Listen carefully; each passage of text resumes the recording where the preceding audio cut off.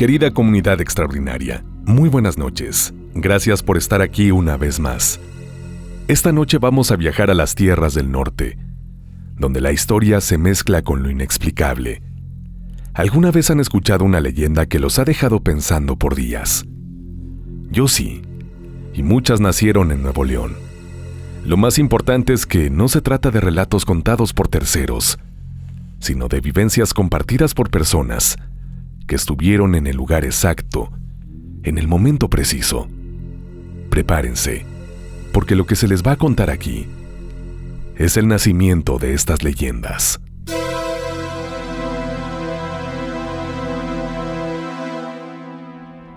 El penal del Topo Chico.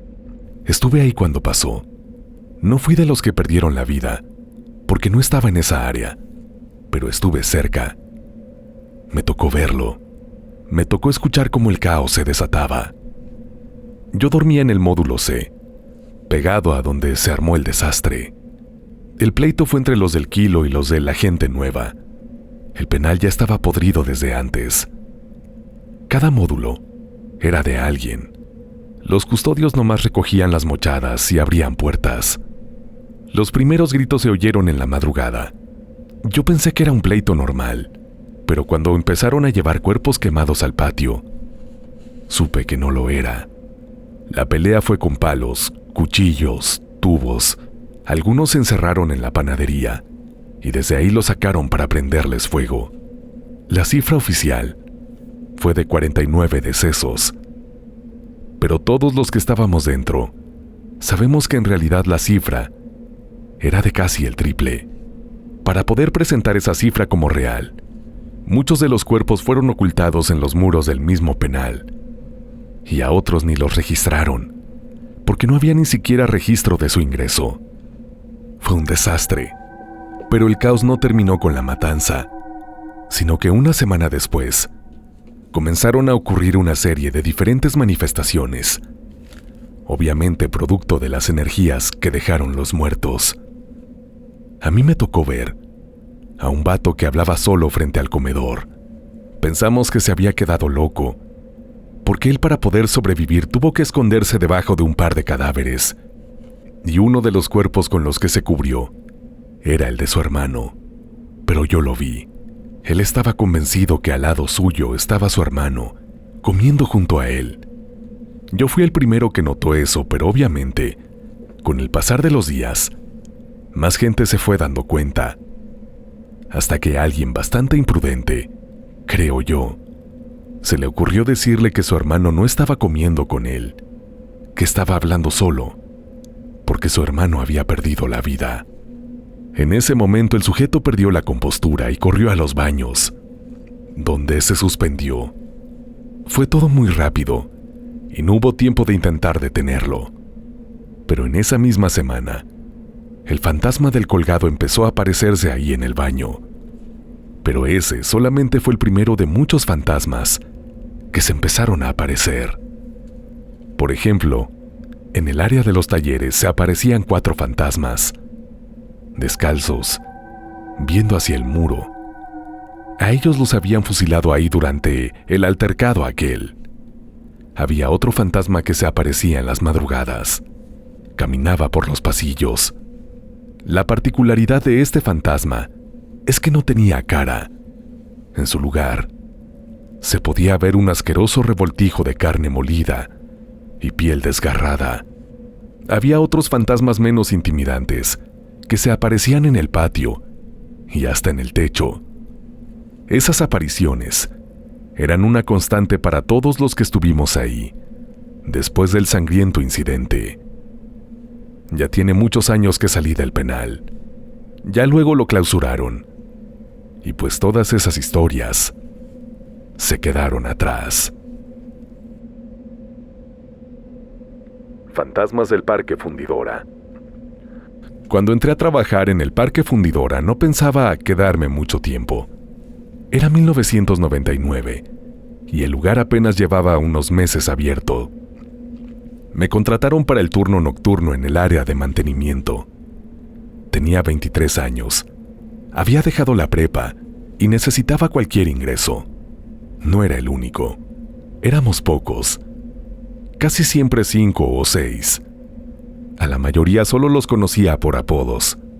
A mí me decían Capi, porque antes vendía botellas de Capitán Morgan en los semáforos de Madero. En ese tiempo seguían en obra varias secciones del parque. Nos tocaba limpiar, mover escombros, rellenar zanjas, acomodar reflectores, revisar que no quedaran cosas expuestas. Todo eso se hacía de noche, cuando ya no había visitantes y el parque estaba cerrado. La primera semana no pasó nada raro, solo frío y silencio. Las jornadas eran pesadas, pero todo parecía normal. Fue en la segunda semana, cuando empezaron las anomalías, y empezó con algo en verdad bastante sencillo. Un tubo de acero cayó de golpe desde una estructura. Nadie lo había movido. No había viento. El tubo estaba fijo con pernos, pero aún así cayó y aplastó una carretilla. Si alguien hubiera estado ahí, no la cuenta. Durante 2 semanas no pasó nada más, hasta que empezaron a fallar las luces en un corredor entre los hornos y el canal. Siempre el mismo tramo. Los técnicos cambiaban los focos en el día. En la noche se volvían a fundir. A veces se quedaban parpadeando por horas, hasta apagarse. Una noche me ofrecí a revisar con otro compañero. Íbamos caminando por ese tramo, cuando vimos a alguien sentado sobre una de las plataformas de concreto. Llevaba un casco viejo, sin luz. No se movía. Le hablamos. No respondió. Cuando nos acercamos ya no estaba. Después de eso, por alguna razón que nunca nos especificaron, cerraron la sección vieja. Los supervisores nos dijeron que evitáramos los caminos entre la nave Lewis y los talleres. Pero como dije, el lugar todavía estaba en su última etapa de construcción. Así que, a pesar de que los supervisores dieron esa indicación, pues la verdad es que el trabajo no podía detenerse solo porque los supervisores lo dijeran. Los ingenieros nos siguieron asignando tareas a la sección. Esto porque había un evento y querían todo listo. Una noche, mientras barría cerca de unas rejillas, vi algo que no pude explicar. A unos metros de mí, apareció un grupo de hombres. Caminaban con overoles sucios y cascos sin luz. Llevaban cargando un cuerpo entre 2 y lo dejaron sobre una camilla. Después, se desvanecieron. Un día, platicando con un ingeniero que había estado trabajando en fundidora desde antes de que se volviera un parque, salió el tema de las poquitas cosas raras que habían estado pasando. Entonces el ingeniero me dijo que durante la operación de Altos Hornos había accidentes todo el tiempo, accidentes en los cuales personas perdían la vida. En 2001, cuando comenzaron las obras para el Museo del Acero, los trabajadores nuevos empezaron a presenciar manifestaciones, igual o más impactantes a las que a mí me tocó ver. En mi último mes ahí, me asignaron la zona del canal de Santa Lucía. Todavía no estaba terminado. Había tubos expuestos, válvulas sueltas. Una tarde cerca de las 9, vi a un niño parado del otro lado del canal. No se movía. Vestía ropa vieja, rota. No hacía nada. Y de pronto, desapareció. El hombre pájaro. Viví en la colonia industrial casi toda mi vida. En ese tiempo era tranquila, con pocas casas de 2 pisos y muchas calles sin pavimentar. No había tanto ruido, y lo normal era que la gente se fuera a dormir temprano. Yo trabajaba en una fundidora, del lado de Mitras. Me tocaban los turnos de noche, de 6 de la tarde a 2 de la mañana. Todo esto a principios de 1976. Esto empezó durante una semana en la que renunció un operador y me pidieron que hiciera algunas horas extras. Acepté porque necesitaba el dinero. Ese día, entré a trabajar a las 3:30 de la tarde y salí casi a las 4 de la mañana. tomé el camino de siempre, el que pasaba por la vía vieja, detrás del parque. A esa hora ya no pasaban carros y todo estaba en silencio. Me guiaba con la luz de la luna. No había lámparas encendidas por esa calle. Cuando iba llegando a los tanques de agua, noté algo raro. Una silueta encima del tanque más alto. Pensé que era una bolsa o alguna lona mal amarrada, pero mientras más me acercaba, menos se parecía a lo que inicialmente había pensado. Cuando estaba a unos 15 metros me di cuenta que aquello era una silueta. Allá arriba estaba una figura alta y delgada de brazos largos. Entonces vi que aquella figura desplegó un par de alas. Si de por sí yo ya había descartado que se tratara de una persona normal, con esas alas, definitivamente descarté que se pudiera tratar de un ser humano. De pronto la cosa esa voló hacia el techo de una fábrica abandonada. Ahí se quedó 1 minuto o 2. Yo estaba observando. Después la criatura volvió a volar y ahora sí se fue. No lo conté en la fábrica, porque pensé que me iban a decir que andaba desvelado o que era una lechuza. Pero unos días después, escuché a un muchacho decir algo raro. Ese muchacho vendía hot dogs por la Purísima y dijo que una señora había gritado al ver a una cosa parada en lo alto de un gran árbol. Él se fue a asomar y vio a una entidad alada, así como humanoide. Dijo que los ojos le brillaban de un color rojo intenso. Yo no le dije nada, pero lo primero que pensé fue que se trataba de la misma cosa que había visto yo. Después de eso empezaron a salir más historias. Una chava que trabajaba en los laboratorios Collins dijo que vio algo parecido en los edificios de Morelos. Otro vecino dijo haber visto parado sobre un poste en Constitución a un pájaro gigante con piernas. De todos los avistamientos nunca escuché ninguno donde presentaran a la criatura como algo peligroso o que de alguna forma representara una amenaza para alguien. Así que supongo que fue por eso, que aunque sí se corrió el rumor, no fue como que la gente entrara en pánico, porque esta cosa no atacaba a nadie. Si la memoria no me falla, el periódico El Norte sacó una nota pequeña al respecto. Las chicas de la curva de la Pastora. Yo trabajaba en un taller de carrocería frente a la Y, en Monterrey. Vivía lejos, más allá de Guadalupe, rumbo a Juárez. En el 77 ya habían pavimentado la Eloy Cavazos, pero no tenía alumbrado en varios tramos. La avenida era larga y en las noches se quedaba sola. Una noche de octubre, me tocó regresar en una moto prestada porque mi camioneta se había quedado sin frenos. Iba solo, no había tráfico. Pasando la curva de la Pastora, vi un bocho detenido con las luces intermitentes. Pensé que era una ponchadura. Me acerqué y vi a un señor afuera del carro. Tenía las manos en la cabeza, pero no hablaba. Solo alzó el brazo y señaló hacia los árboles. Me bajé a ver. Entre los mezquites se alcanzaba a distinguir otro coche.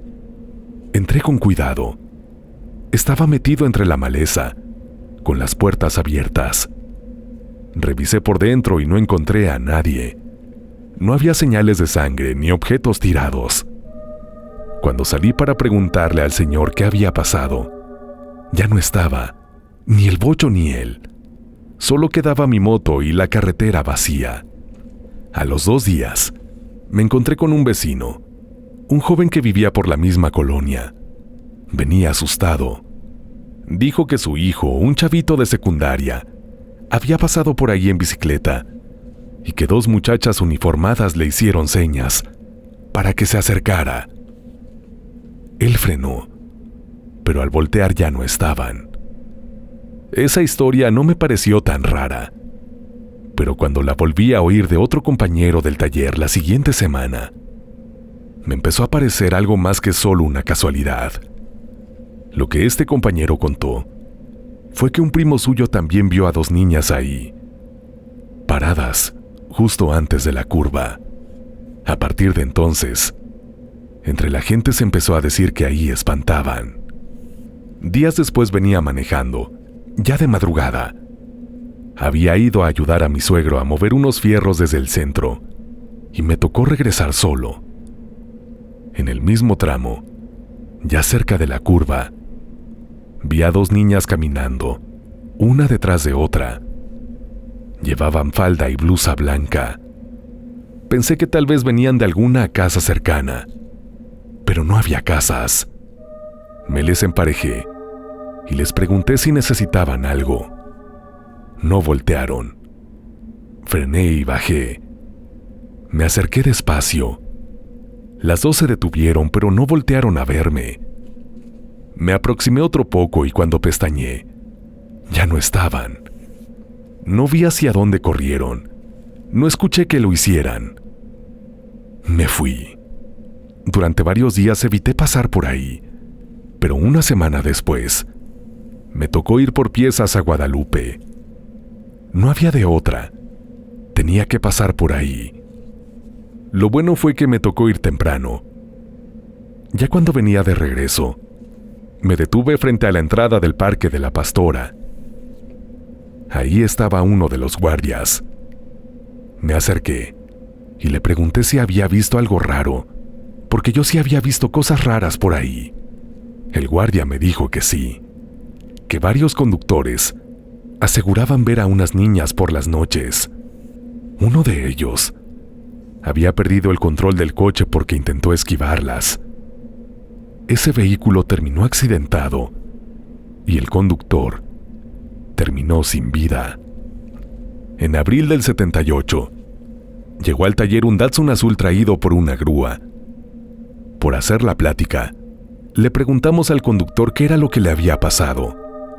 Entonces nos dijo que, ahí por la Pastora, había visto a una niña que se le atravesó y trató de esquivarla. Por eso dio el volantazo. Su novia, que venía en el asiento del copiloto, también la vio. En el 80 me cambié a Escobedo y ya no supe qué pasó después. Solo escuchaba de vez en cuando que alguien había visto algo ahí. La casa de Aranberry. Yo tenía 15 años y vivía con mis papás y mi hermana en una casa de ladrillo pintado a 2 cuadras de Aranberry. La colonia era tranquila. Había una tienda en cada esquina y casi no pasaban carros. Mi papá tenía una botica que atendía desde temprano. Yo no iba a la escuela, pero ayudaba ahí con los frascos y con las cuentas. Conocíamos a todos, menos a los de la casa grande que estaba en la esquina norte. Era una casa blanca de 2 pisos, con portón de fierro y un árbol seco en el patio. Decían que ahí vivían doña Pilar, su hija Florinda y otro hijo que casi no salía. A veces se le veía desde la ventana del segundo piso, pero nunca bajaba. La señora Pilar era mayor, siempre vestía de negro. Su hija era joven, se peinaba con trenzas, portaba vestidos largos. Nunca hablaban con nadie. Las veíamos cuando salían por mandado, pero no saludaban. Una vez una vecina comentó que la muchacha estaba comprometida con un teniente del norte, pero eso era raro, y no todos lo creyeron porque a esa casa nunca llegaban visitas. Un lunes por la tarde, mi mamá me mandó a comprar pan. Era después de las 5. Al pasar frente a esa casa, vi a 2 hombres golpeando la puerta. Uno traía sombrero y el otro iba de traje. No eran de por aquí, eso se notaba. Como no era mi asunto, me fui. Al día siguiente la calle estaba llena de gente. Había soldados y una ambulancia. Una señora que vendía tamales dijo que había encontrado muertas a Pilar y a Florinda. Decían que las habían destazado. Mi papá me prohibió ir, pero en la tarde me salí con un amigo y fuimos. Había cinta y patrullas. Como las autoridades no daban explicaciones ni respuestas sobre la situación, pues los rumores empezaron a correrse. Me acuerdo que, de las primeras cosas que se empezaron a decir, fue que tanto doña Pilar como su hija hacían cosas raras en el patio de la casa durante la noche. Y poco a poco más cosas se empezaron a decir. Lo siguiente que se dijo fue que, unas noches antes, se habían escuchado cánticos, que los perros evitaban pasar por enfrente de esa casa por alguna razón. Entonces, tanto por lo sucedido y también por los rumores, la casa se quedó sola.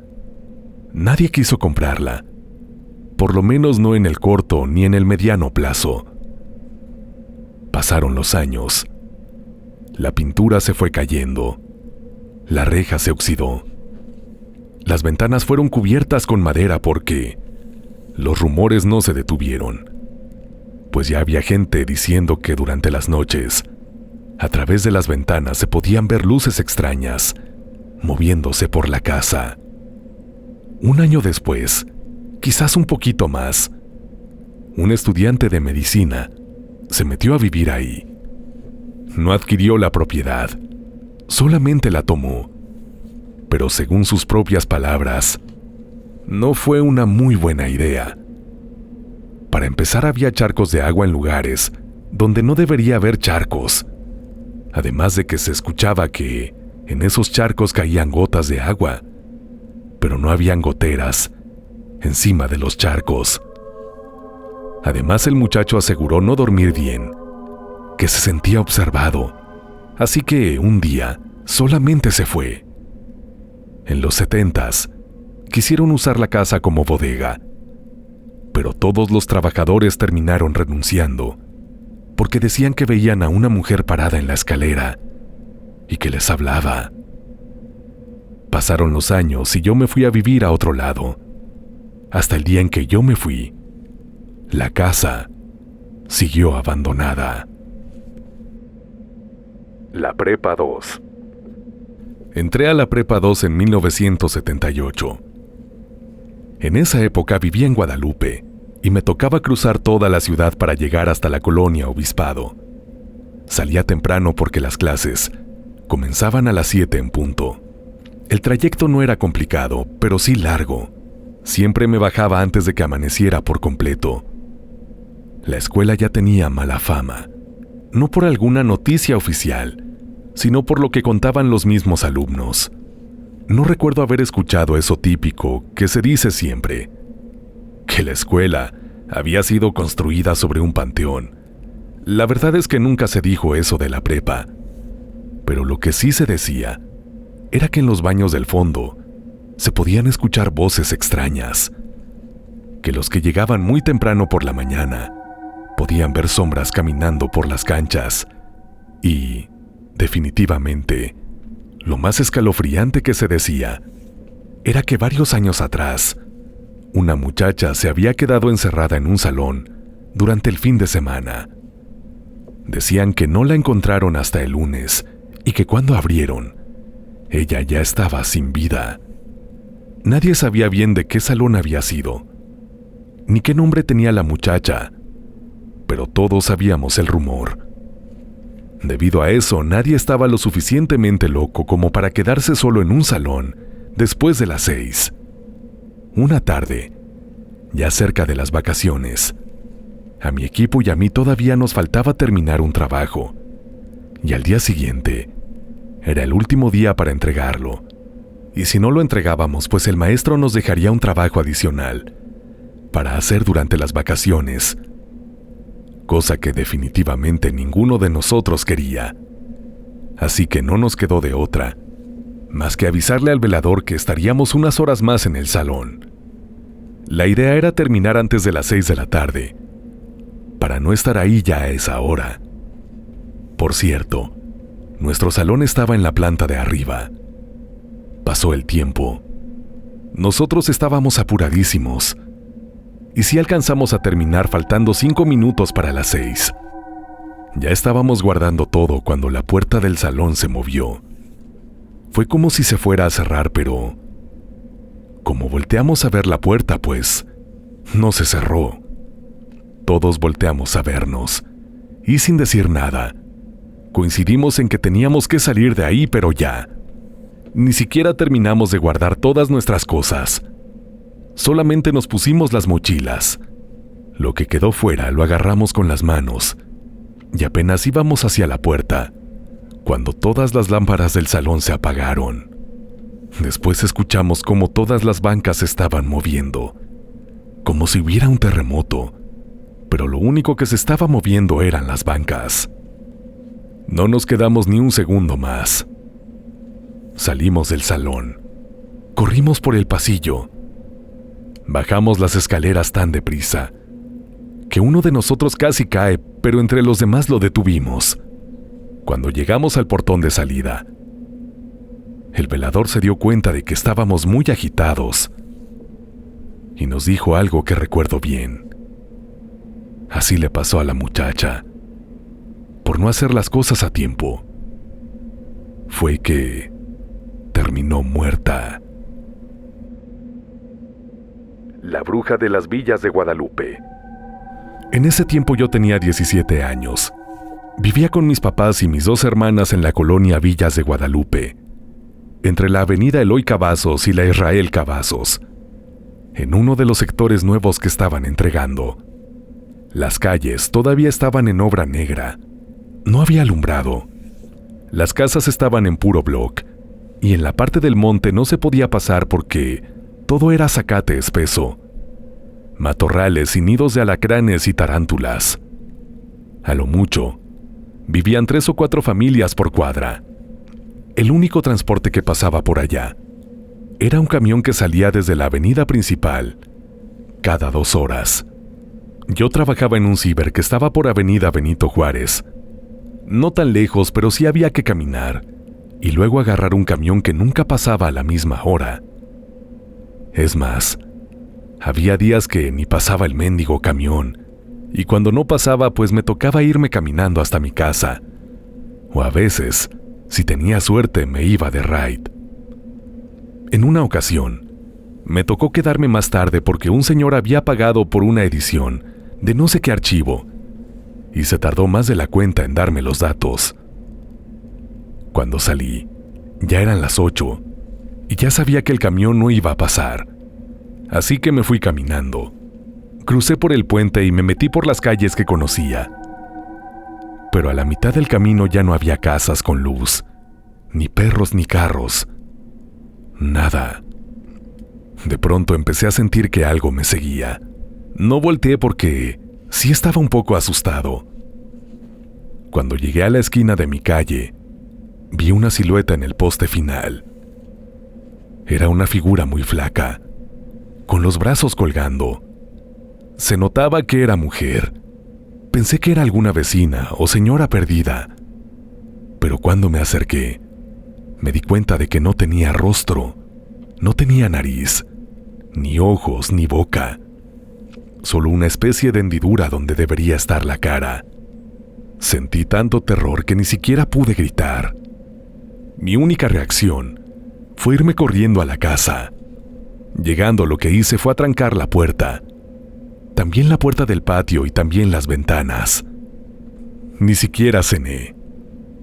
Solo me encerré en el cuarto con la puerta atrancada. Esa noche mis padres no estaban porque habían ido a un compromiso. La noche siguiente, como a las 2 de la mañana, se escucharon golpes en la pared de atrás. Mis padres y yo pensamos que eran ratas o algún animal, pero después los golpes se escucharon en la ventana del cuarto de mis papás. Mi papá se asomó. No vio nada, pero dijo que olía algo raro, como a carne cruda. Revisó el patio en la mañana y no había huellas ni basura, ni nada fuera de lugar, pero el perro del vecino estaba muerto. En los días siguientes, hubo más ruidos en las noches. Se morían animales sin razón. Gatos con el cuello tronado, un conejo con las patas arrancadas y el perro del otro vecino amaneció con las tripas de fuera. Una señora que vivía a 2 cuadras dijo que vio a una mujer flotando entre los postes. Nadie le creyó, pero la siguiente semana encontraron a esa señora tirada en el patio de su casa, con el cuello roto. Una madrugada como a las 3, escuché que mi madre gritó muy feo. Mi padre y yo nos levantamos corriendo. La encontramos parada en la sala, temblando. Cuando le preguntamos qué pasaba, ella señaló hacia la ventana del frente. Fui a ver, pero ya no había nada. Ella decía que una mujer estaba trepada en el barandal, mirando hacia adentro. A partir de esa noche, mi madre empezó a dejar veladoras encendidas en la ventana, y esa misma semana llevó a un padre para que bendijera la casa. Al día siguiente, la señora de la esquina perdió a su hijo. Tenía 9 años. Apareció 8 días después, tirado a mitad del patio, sin la columna vertebral. Debido a esa situación, mis padres tomaron la decisión de irnos a otro lado, antes de que la bruja nos hiciera daño. Querida comunidad extraordinaria, muy buenas noches.